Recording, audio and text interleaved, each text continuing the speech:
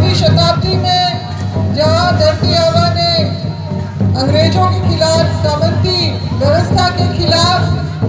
जो उन्होंने आवाज उठाई और वीर गति को प्राप्त हुए, और जिसके फलस्वरूप हम लोग CMT एक्ट को भी देखते हैं अपने बीच में। हमारे छोटा नागपुर में जो आदिवासी जमीनों की सुरक्षा के लिए कानून बना, 1924 में जन्मे पंत राज साहेब बाबा कार्तिकराव ने भी अपने उच्च शिक्षा जो प्राप्त की, विदेशों में भी जाके बहुत ही कठिन संघर्ष करके उन्होंने अपना ये सारा कुछ प्राप्त किया, मगर फिर स्वदेश लौटे विदेश से, और उन्होंने अपना सब ज्ञान और अपना जो सारा समय जो है उन्होंने अपने समाज के ऊपर निछावर किया। और वो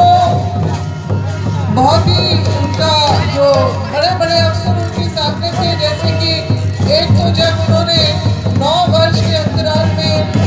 6 इंजीनियरिंग की डिग्रियां, विदेशी डिग्रियां जो हासिल की, उससे पहले उन्होंने विश्व स्तरीय परीक्षा भी पास की जिसमें उनका 5वां स्थान था। और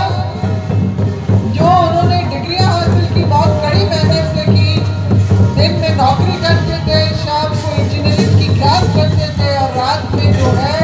देर रात तक वो लाइब्रेरी में बैठ के उन्होंने अपनी साधना को पूरा किया। इसके अलावा भी उन्होंने लॉ की डिग्री भी, कानून की डिग्री भी उन्होंने जो है वो भी अपने नाम की। इतना संघर्ष शिक्षा की बदौलत उन्होंने किया है। और उन्होंने फिर समाज के लिए जो किया, पढ़ाव व्यवस्था को पुनर्जीवित किया। जब वो विदेश से वापस आए तो पंडित नेहरू जिनसे उनकी इंग्लैंड में ही भेंट मुलाकात हुई थी, और उन्होंने ही कहा कि आपके जैसे व्यक्ति हमारे देश में राष्ट्र निर्माण में हमें चाहिए, क्योंकि उन्होंने सुना कि एकमात्र एक ऐसा आदिवासी युवक है जो विश्व के पहले और सबसे बड़े एटॉमिक पावर स्टेशन में डिजाइनिंग टीम में है। तो 1961 में वापस आए पिताजी कार्तिक बाबा, और 1962-63 में उन्होंने पढ़ाव व्यवस्था की पुनर्स्थापना की, उसको पुनर्जीवित किया, क्योंकि वो अपने आदिवासी इतिहास को भली भांति जानते थे, परंपरा को जानते थे, मगर उन्होंने देखा कि इतना गौरवशाली इतिहास